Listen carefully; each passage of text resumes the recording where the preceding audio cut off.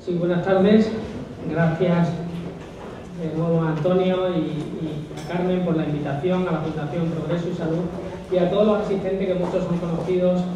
Y la verdad es que yo voy a hablar de un tema más específico, que es el tratamiento tanto de la situación actual como de los nuevos avances en el tratamiento no farmacológico de la crisis.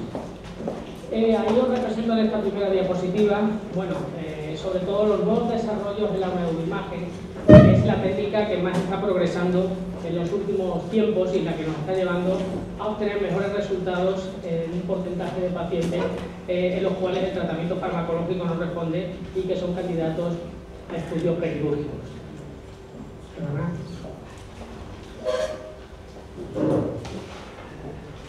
Bueno, yo me voy a referir en estas nuevas técnicas y en estos nuevos tratamientos no farmacológicos, sobre todo a centrarme en los pacientes fármacos resistentes, los pacientes que no responden, que ya el doctor Serrano ha comentado, como que no responden a los fármacos antiepilépticos y que constituyen entre el 30 y 40% de los pacientes epilépticos. En este trabajo, es un trabajo también del grupo del doctor Bowlby, se analizaban pacientes que no respondían a 3 o más fármacos antiepilépticos y se analizaron 780 pacientes epilépticos de nuevo diagnóstico.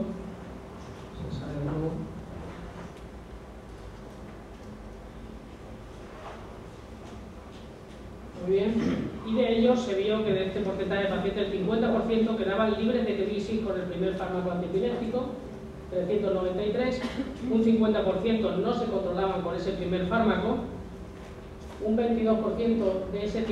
que no quedaba libre quedaban libres de fármaco de crisis con el segundo fármaco antiepiléptico y un 78% no se controlaban con el segundo fármaco. De ese 78% no controlado, un 9% nuevamente quedaban libres de crisis con el tercer fármaco o con múltiples fármacos y seguían un 91% no controlándose con el tercer o sucesivos fármacos antiepilépticos, constituyendo de esos 780 iniciales, 276 pacientes seguían refractarios al tratamiento y sin responder, constituyendo un total de un 35% de los pacientes que se definen como epilepsia de difícil control o epilepsia fármaco resistente. A raíz de toda la experiencia cosechada, sobre todo por este grupo, el grupo de Martin Brody, y progresivamente por otros centros, pues la Liga Internacional contra la Epilepsia realiza en el año 2009 una nueva definición de epilepsia fármaco resistente o de epilepsia refractaria, y ya con un año de evolución y tras haber probado 2 fármacos antiepilépticos, se puede definir una epilepsia como refractaria y plantear remitir a un programa de cirugía de epilepsia para valorar la posibilidad de cirugía o la posibilidad de aplicación de determinadas técnicas de estimulación. A día de hoy recibimos los pacientes fármacos resistentes, según los diferentes estudios, en torno a los 23 años de evolución de la epilepsia. Es decir, la Liga Internacional con este trabajo, con este consenso, pues intenta a los médicos que nos dedicamos a esto, pues aclararnos que debemos remitir a los pacientes a programas de epilepsia lo antes posible para evitar las consecuencias y las taras que va a ir provocando las crisis recurrentes en los pacientes. ¿Y qué opciones no farmacológicas tenemos y disponemos en la actualidad? Pues la terapia de la epilepsia, estimulación vagal, estimulación cerebral profunda, la estimulación magnética transcraneal, estimulación trigeminal, la radiocirugía y la dieta cetogénica. Vamos a analizar cada una de ellas detenidamente en estos 20 minutos. Bueno, la evaluación prequirúrgica, empezamos con la cirugía, se basa en localizar una zona epileptógena. La zona epileptógena es la zona que hay que resecar para dejar al paciente libre de crisis, pero eso es una entidad difícil de definir y tenemos que poner en nuestras manos, en las manos del equipo de cirugía, pues todas las alternativas, los diferentes estudios para poder localizarla e intentar dejar al paciente libre de crisis, que en muchos casos no va a ser fácil, como iremos viendo. Y localizar también las zonas elocuentes, es decir, zonas importantes que el paciente no se pueden resecar o no se pueden indicar para que el paciente no tenga consecuencias negativas o secuelas derivadas de la cirugía. Por ejemplo, cuando tenemos un paciente con una lesión en la resonancia, como en este caso, que hay una lesión, que es una displasia, una malformación del desarrollo cortical, Si el cirujano reseca solo la displasia, pues muy probablemente el paciente no vaya a quedar libre de crisis, y eso lo vemos aquí en esta representación. Si solo quitas la lesión, pues no quitas en muchos casos la epilepsia. Hay que resecar toda la zona que llamamos zona epileptógena, y eso se extiende muchas veces, no siempre, pero muchas veces más allá de la lesión, que es lo que ve el cirujano en el quirófano. Y para ello debemos hacer muchas pruebas sofisticadas de neuroimagen, pruebas de electroencefalografía, pruebas de registros intracraneales con electrocorticografía, para definir esa zona y intentar el fin o el objetivo de la cirugía, que es mantener al paciente o intentar que el paciente quede libre de crisis. Entonces, definir esa zona es lo que nos vamos a basar en el análisis de estos estudios que voy a ir comentando. ¿Y qué misterios seguimos teniendo de la epilepsia? Pues, ¿qué es necesario? Por ejemplo, a esa pregunta, ¿qué es necesario para generar crisis? Pues todavía tenemos dudas sobre la respuesta a esta pregunta, o cuáles son las interrelaciones dentro de los circuitos. Es decir, ya nos ha comentado el doctor Serrano que la epilepsia, más que un problema neuronal o de membranas, es una circuitoría o una alteración de los circuitos neuronales. Y otra pregunta, por ejemplo, ¿cómo se distribuye la patología en el cerebro y se desarrolla con el tiempo? Y, por ejemplo, en esta otra representación vemos como, teniendo una lesión, como en el caso anterior, pues existen unos circuitos que, si solo resecamos esta lesión, pues el paciente va a seguir teniendo crisis. Es decir, esta circuitería es la difícil y la compleja de definir en el estudio prequirúrgico de la epilepsia. Bueno, ¿y qué conceptos nuevos hay en cuanto a la cirugía? Tendemos, por esa definición de refractariedad, a realizar estudios prequirúrgicos y cirugía lo más precoz posible para evitar esas secuelas que va a ir generando desde el punto de vista cognitivo, social, la epilepsia. El desarrollo de la neuroimagen estructural y funcional. Debemos, en los programas de cirugía, tendemos, por ese desarrollo en estas técnicas, a minimizar la complejidad y la invasividad del estudio prequirúrgico. Es decir, tendemos cada vez a utilizar menos electrodos intracraneales, y cuando los utilizamos, pues usar los adecuados, y eso lo vamos ganando con la experiencia. El desarrollo de nuevas técnicas de localización en quirófano. Es decir, ya llevamos, pues esas técnicas las integramos en sistemas sofisticados en alta tecnología en el quirófano, con sistemas de neuronavegación, de resonancia intraoperatoria, de fusión de imágenes, para intentar asegurarnos que el paciente sale sin la lesión epileptógena del quirófano, ¿no? Y tendemos a hacer resecciones amplias, cuando es posible, en áreas no elocuentes, y pequeñas lesiones, intentando preservar las áreas elocuentes según la localización de la epilepsia. Este es un trabajo reciente, de febrero del 2011, donde se analiza, pues, el pronóstico con la cirugía precoz en la epilepsia frontal. Es un estudio de la Cleveland Clinic, que es un centro de los más importantes de cirugía de epilepsia del mundo, y en él se concluye que la cirugía precoz en epilepsia frontal mejoró el pronóstico, fundamentalmente en niños, un 66% libre de crisis frente al 31% en cirugía tardía. Es decir, que parece que estos circuitos, estas conexiones, esta epileptogenicidad, pues va aumentando conforme aumenta la edad del paciente y el tiempo de epilepsia. Esto es un metaanálisis clásico e interesante, de los más importantes del grupo de Canadá, donde se ven los resultados de la cirugía a 5 años, hay otro trabajo posterior a 10 años, donde se ve que a 5 años los pacientes que eran intervenidos de epilepsia del lóbulo temporal, más del 60% quedaban libres de crisis. Los pacientes que se sometían a una hemiferectomía, más del 55%, y cuando se aunaban las epilepsias temporales y extratemporales, la parietal, la occipital, pues también en torno a un 40%. Va bajando, siendo la epilepsia frontal, o cuando se hacen transecciones subpiales múltiples, los que tienen peores resultados. El nivel de evidencia más alto, como lo tiene la epilepsia del lóbulo temporal, la esclerosis mesial temporal, donde hasta el 60 o por encima del 60% se consigue la libertad de las crisis. Y tenemos que definir en estos programas de cirugía realmente cuáles son los síndromes remediables quirúrgicamente. Y estos son fundamentalmente ese que hemos comentado, la esclerosis mesial temporal, o la epilepsia temporal o extratemporal secundaria a lesiones, a tumores de bajo grado. Las epilepsias hemisféricas, cuando hay una lesión en todo un hemisferio, ya sea de origen isquémico, anóxico por falta de oxígeno, o sean de origen malformativo. Las lesiones vasculares tipo cavernomas, o como bien hemos dicho, lesiones tumorales de bajo grado, o esas lesiones isquémicas posanóxicas. Estos son síndromes donde sabemos que la cirugía tiene un alto porcentaje de probabilidades de éxito. En cuanto a la experiencia de nuestro grupo, bueno, y de la mayoría de los grupos de cirugía, pues vemos que las técnicas de neuroimagen estructural, sobre todo de las nuevas técnicas de imán o resonancias con imán de 3 teslas, tienen mejores resultados, y ahora veremos un ejemplo de ello. Que los estudios con electrodos intracraneales vamos tendiendo a utilizar, según la experiencia, pues diferentes electrodos, a los que utilizamos hace unos años. Inicialmente empezamos a utilizar electrodos ovales, posteriormente más suturales, y ahora utilizamos más electrodos profundos, que parecen ser más seguros. Y la resonancia funcional, para definir esas áreas que son importantes y que tenemos que evitar resecar para dejar al paciente sin secuelas después de la cirugía. Ahí vemos en la imagen superior estas tres imágenes, como esto es una resonancia del mismo paciente. Esta es la resonancia de 1,5 tesla y esta es la resonancia de 3 teslas. No sé si con la luz se ve bien, pero vemos claramente como la resonancia de 3 teslas nos aporta mucha más definición, y en este caso, que no se había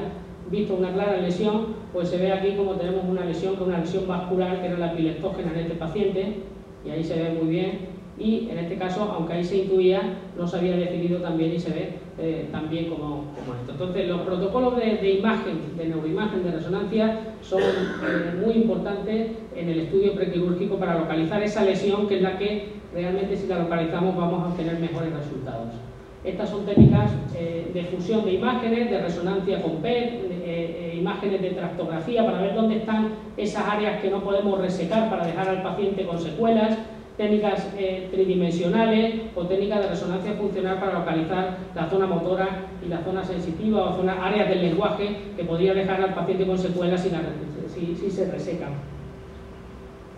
En cuanto, concluyendo un poco en el sentido de la neuroimagen, podemos decir que el cambio de una resonancia normal a una resonancia con lesión cambia mucho el pronóstico y permite una investigación menos invasiva, evitando la necesidad en muchos casos de utilizar esos electrodos profundos que son tan complejos y un estudio pues difícil de tolerar en algunos pacientes. Por tanto, en este trabajo que analiza los predictores de pronóstico en cuanto a la cirugía de la epilepsia, vemos que el mejor resultado lo tenemos en pacientes que tienen una lesión en la resonancia. El paciente más complejo es el paciente que no encontramos una lesión clara y tenemos que definir con electrodos intracraneales la zona epileptógena, la zona a resecar. Y el peor resultado, pues cuando el paciente hay que estudiarlo con electrodos intracraneales. Es decir, que si hay que poner electrodos, pues mal. Es decir, que son pacientes que el pronóstico va a estar en torno a un 30%, si acaso. Estos son los electrodos que utilizamos, electrodos dentro intracraneales, son suturales, electrodos ovales, electrodos profundos.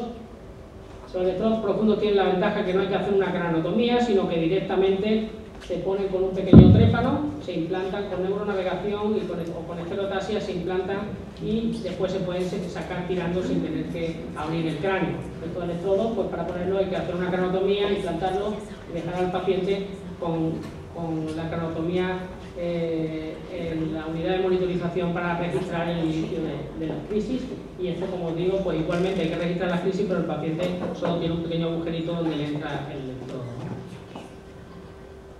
Por tanto, también sabemos que la causa más común de una resección incompleta y que las crisis persistan es que no se haya quitado la lesión por completo. Entonces, aquí lo vemos en estos diferentes trabajos donde los pacientes donde se hacía una resección completa en verde, pues tenían mucho mejor pronóstico que cuando la resección era incompleta.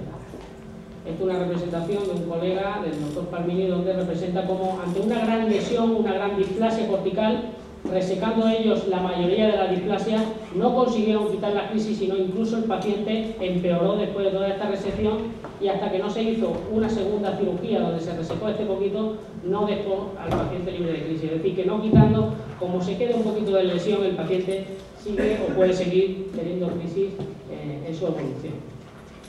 Bueno, ¿y qué hacemos nosotros? En nuestro grupo lo que hacemos es, si localizamos una lesión,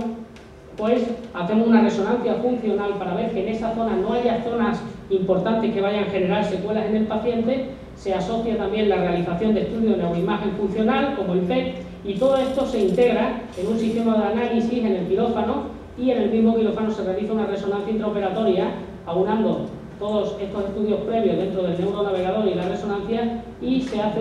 un electro dentro del quirófano, y en el mismo quirófano se ve esta es la imagen de resonancia, cómo se ha quitado la lesión en lo posible, ¿no? Por tanto, debemos saber que cuando hay una lesión, y en eso insisto, los resultados suelen ser mejores, y cuando vamos a ciegas solo con estudios intracraneales con electrodos es mucho más complejo. Ya esta forma de trabajar que estamos teniendo en nuestro grupo y que pues se va haciendo en otros grupos, y es un trabajo publicado, el primero que se hace en abril de este año, en una revista de neurocirugía, donde ya pues, se publica esta integración funcional con neuronavegación y resonancia intraoperatoria en la cirugía y los resultados para localizar esas áreas importantes y minimizar los riesgos en el paciente. En cuanto a los resultados en lobectomía temporal, ya hemos comentado que los pacientes con epilepsia temporal, un 60% alrededor, van a quedar sin crisis a 5 años de seguimiento. Y vemos también que lo que he comentado antes, que cuando el paciente tiene una resonancia normal, a pesar de tener una epilepsia de lóbulo temporal, los resultados van a ser siempre peores. Por tanto, hay que insistir en hacer buena resonancia, porque en resonancias de un Tesla y medio, en resonancias de bajo campo podemos no encontrar una lesión, y en resonancias de alto campo encontrarla, y el pronóstico pues desde aquí pasaría a aquí, y eso sería muy interesante para el paciente y para su evolución. Pero, a pesar de eso, hay pacientes que se operan y recidivan de crisis tras una cirugía resectiva. Es decir, de 175 pacientes en este estudio que tuvieron libres de crisis un año tras la cirugía, 37% volvieron a tener crisis durante 10 años de seguimiento. Este es el trabajo, 371 pacientes, 10 años de seguimiento, el 51% sigue libre de crisis, estuvo libre de crisis el primer año, 175 se incluyeron en el análisis, 14 fueron excluidos por pérdida de seguimiento y 37% del total recidivaron. Y nunca recidivaron de esos 175, 110 pacientes. Esos 110 siguieron libres de crisis. Es decir, que aunque no sabemos si la recidiva de crisis, porque no se describe en este trabajo, si fue fármaco resistente o se controlaban con fármaco. Pero sí es cierto que a pesar de que la cirugía puede funcionar inicialmente, no todos los casos va a ir bien y en el seguimiento pueden volver a tener epilepsia. En cuanto a las complicaciones de la cirugía, es una cirugía muy seria. La cirugía, la neurocirugía moderna, la verdad es que tiene muy pocas complicaciones, menos incluso que una cirugía abdominal o incluso una cirugía ginecológica, y aquí lo vemos como complicaciones de la monitorización invasiva. En esta serie del grupo de Canadá también un 7,7% y complicaciones mayores solo un 0,6%, eso cuando se ponen electrodos intracraneales. Complicaciones mayores de la cirugía, 1,5%, que son fístulas de líquido cefalorraquídeo, que normalmente no suelen tener mucha complicación, y complicaciones neurológicas mayores fundamentalmente fueron déficit del campo visual, pérdida del campo visual en un 2,1%, y mortalidad perioperatoria del 0,4%, es decir, 1 de cada 400 pacientes en epilepsia temporal y un 1,2% en epilepsias extratemporales. Es decir, son resultados no complejo y la verdad con buena evolución para lo que es la patología neuroquirúrgica. En cuanto a la neuroestimulación, ya hemos terminado con la cirugía y vamos a pasar al siguiente campo, que es la neuroestimulación como tratamiento de la epilepsia. Empezamos con la estimulación vagal, es un sistema parecido a un marcapasos que se implanta normalmente en el lado izquierdo y que se enrolla un electrodo en el nervio vago, como ahí veis, quirúrgicamente una técnica simple, y se está indicada, y la verdad es que tenemos una amplia experiencia, ya se lleva más de 15 años o 12 años implantando este sistema, y se hace en pacientes con crisis parciales o con crisis generalizadas refractarias al tratamiento. Es un sistema costoso que está en torno a los 15.000 euros de aparataje, y que el pronóstico pues vemos que va mejorando conforme va pasando el tiempo. Es decir, a veces no encontramos los resultados desde el principio, sino que en el tiempo vamos viendo cómo el paciente va mejorando. Inicialmente el porcentaje de reducción de crisis, más de un 50% de control de las crisis en este porcentaje de pacientes, hasta en un 59%, más de un 75% en 3 años de seguimiento, hasta en un 38%, y más de un 90% de mejoría de la crisis en un 23%, hasta un 23% a los 24 meses. Es decir, que el que no conoce esta técnica, la verdad es que muchas veces escucha comentarios muy escépticos, pero nosotros que la manejamos pensamos que hay pacientes que responden muy bien, que permite simplificar el tratamiento y de esa forma mejorar en calidad de vida y disminución de los efectos adversos de los fármacos antiepilépticos. Y algunos casos puntuales pues tenemos controlados con esta técnica.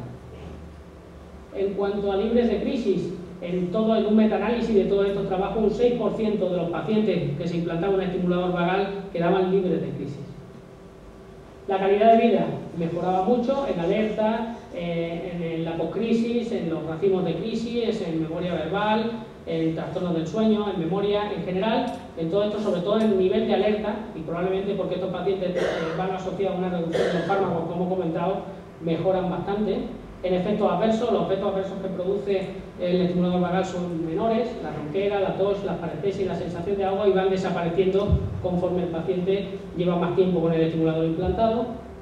Los costes, pues a pesar de que inicialmente conlleva un coste elevado, como vemos en este trabajo, pues tomar topilamato, o tomar triletal, o tomar Keppra, o tomar nuevos fármacos antipilépticos es mucho más costoso a medio plazo que el estimulador vagal. Esto es un trabajo de análisis realizado en el estado de Nueva York, donde vemos, y los resultados la verdad es que son bastante interesantes, como en un seguimiento amplio a 5 años, como hasta había un porcentaje de control del 90% de la crisis en un 22,5% del total, es decir, de control de más de un 90% y de más de un 75% en torno a un 40% más. En total, un porcentaje de respondedores en torno a un 70%. Es decir, respondedores se consideran los pacientes que mejoran más de un 50% su crisis,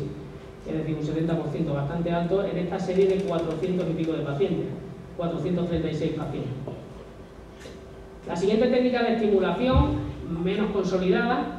es una técnica que se aprobó hace aproximadamente 2 años para el tratamiento de la epilepsia en Europa y en Estados Unidos por la EMEA y por la FDA, y es una técnica que ya los grupos que hacen cirugía funcional tienen experiencia desde hace años, porque es una técnica similar a la que se utiliza en la cirugía de Parkinson, y es colocar 2 electrodos, o en Parkinson se puede colocar uno, pero aquí colocamos 2 en un núcleo que es el núcleo subtalámico. Y esto se localiza por esteroatasia, hay que hacer 2 pequeños trépanos, y por esos trépanos se va implantando ese estimulador, que es parecido al vago, un dispositivo externo que se coloca también a nivel de tórax o a nivel abdominal, y que se implanta por 2 pequeños trépanos a nivel craneal, y por un sistema de guía para localizarlo bien en ese núcleo. ¿Y por qué? Y se colocan con neuronavegación y con técnicas, como he comentado, de localización quirúrgica. Y las dianas, fundamentalmente la que se ha estudiado es el núcleo subtalámico. ¿Y por qué el núcleo subtalámico? Porque sabemos que en los pacientes epilépticos hay un circuito que las crisis, para pasar de un hemisferio a otro, pasan por el tálamo, por el núcleo anterior, no a nivel subtalámico, por el núcleo anterior del tálamo, que es el que utilizamos, aunque también se ha utilizado el núcleo anterior, el núcleo subtalámico. Entonces, las crisis epilépticas pasan por el núcleo anterior del tálamo, y ahí es donde intentamos localizar o implantar el electrodo, porque sabemos por estudio de neuroimagen funcional, como teniendo un foco en el frontal o en el temporal, sabemos que las crisis pasan por esa zona porque se activan en estos estudios instales, ¿no? Este es el estudio americano que hizo o que validó en Europa y en Estados Unidos la técnica de estimulación cerebral profunda en epilepsia, y fue un estudio realizado en 117 pacientes en 17 centros. Y la mitad de estos, en 110 pacientes en 17 centros, la mitad de los pacientes recibieron estimulación bilateral de este núcleo anterior del tálamo, y la mitad se le encendía el aparato y la otra mitad se le apagaba durante 3 meses. Entonces se veían pacientes muy farmacoresistentes, que muchos habían probado estimulación vagal o incluso cirugía, y a algunos se le apagaba de forma ciega y a otros se les dejaba encendido el estimulador, y se veía cómo respondían a la terapia. Entonces, tras un año de la cirugía, los pacientes experimentaron un 40,4% de reducción comparado con la situación basal, y en 2 años de seguimiento un 56% cambiaron desde la línea de base. Pero unos resultados que no llegan a ser lo suficientemente buenos como para superar a la estimulación y a la experiencia que tenemos en estimulación vagal al día de hoy. En esta serie de 110 pacientes, solo, como veis ahí, 6 pacientes quedaron libres de crisis a largo plazo. Es una técnica también muy costosa, que estamos hablando de unos fungibles en torno a 15 o 20.000 euros de coste, pero claro, no ha demostrado lo que sí ha demostrado en los estudios que hemos visto de estimulación vagal, donde a largo plazo vemos que sí se compensa ese gasto por las mejorías en calidad de vida y en control de crisis. Las complicaciones no fueron importantes, hay algunos que hay que implantarlos por riesgo de infección, pero eso es como todo sistema externo. Y este es otro tipo de estimulación que todavía está en desarrollo, que no está aprobada, que es la estimulación cortical directa, que también lo que hace es se localiza un estimulador justo en el foco que pensamos que es el origen de la crisis. Cuando aparecen las descargas, pues el estimulador se activa y suelta una descarga eléctrica que va tanto a esa zona como a la zona profunda y intenta abortar de esa forma las crisis, pero este es un sistema que todavía está en desarrollo. En investigación también tenemos otra técnica que es la estimulación magnética transcraneal, que está ya aprobada en depresión y en otras terapias, está muy en desarrollo, muy desarrollada en la rehabilitación tras el ictus, pero todavía queda por desarrollar y está más en estudio que las anteriores. Y este es un sistema que han aprobado en la FDA los americanos recientemente, que es un sistema desarrollado en la Universidad de Los Ángeles, en UCLA, y se llama, consiste en la estimulación trigeminal. Esto es un sistema bastante simple porque es un aparatito que se implanta al paciente, bueno, que lo lleva en una correa al paciente y que se ponen unas tiras y que van estimulando el sistema, el nervio trigémino o el área trigeminal, y parece que el mecanismo de funcionamiento es muy parecido al que tiene la estimulación del vago. Hace una estimulación sobre los núcleos del tronco, sobre el locus ceruleus, y eso hace que mejoren las crisis, ¿no? Y esto está aprobado ya por la FDA. Es un sistema que todavía no ha llegado aquí a España, y a Europa tampoco, pero que en Estados Unidos hay varios ensayos y está aprobado ya y se está utilizando en depresión y en epilepsia. Y que es bastante simple, que no es invasiva, no es una técnica invasiva como el resto que hemos comentado. La radiocirugía es lo que llamamos la cirugía con láser, por así decirlo, y se utilizan determinadas patologías que provocan epilepsia, como el hematoma hipotalámico, los cavernomas o a veces la epilepsia temporal medial no quirúrgica. Y finalmente la dieta cetogénica. Sabemos desde hace años que el ayuno tiene un efecto beneficioso sobre las crisis epilépticas y que la dieta cetogénica se basa en sustituir los hidratos de carbono de la dieta por lípidos como fuente principal de aporte energético. Entonces el metabolismo de estos ácidos grasos genera una producción de cuerpos cetónicos que sería el nuevo combustible para el cerebro, y el mecanismo de esta dieta no está bien aclarado, pero sabemos que la restricción calórica motivada por una mayor expresión de enzimas que sintetizan ese aminoácido inhibidor como es el GABA. Estos son los diferentes tipos de dietas, son difícilmente tolerables, sobre todo en adultos. Conforme se ha ido modificando la dieta clásica, donde el porcentaje de grasa, hidratos de carbono y proteínas era de 4 a 1, pues muy mal tolerada, con muchos problemas gastrointestinales, pues eso ha ido mejorando, sobre todo con la dieta de Atkins, que es la mejor tolerada, más apetecible y de fácil consecución. El problema de esta dieta es que el paciente hay que instruirlo y a la familia, y hay que ingresarlo durante unos días para que vaya tolerando la dieta, y tradicionalmente por ese problema de tolerancia se ha aplicado a población pediátrica, y hay un ensayo, un estudio randomizado y controlado con dieta, donde se observó una reducción del 50% de la crisis en el 38% de los pacientes en relación a un 6% en el grupo placebo, y un 7%, es decir, el grupo que no recibía ningún tipo de terapia, y un 7% en el grupo de dieta cetogénica que quedaron sin crisis. Muy similar a lo que hemos visto como resultado de la estimulación vagal, pero con menos experiencia y con menos estudios, claro. La complicación más frecuente, ya lo he comentado, el estreñimiento, la diarrea, los vómitos, que son frecuentes en los niños, y especialmente cuando la dieta se basa sobre todo en triglicéridos de cadena media, la litiasis renal, los cálculos renales, hasta en un 5%, y la hiperlipemia, el aumento del colesterol, la deficiencia de tiamina, de vitamina D, la hipoglucemia transitoria, pues son problemas que a largo plazo limitan mucho la utilización de estas técnicas. Muy bien, muchas gracias.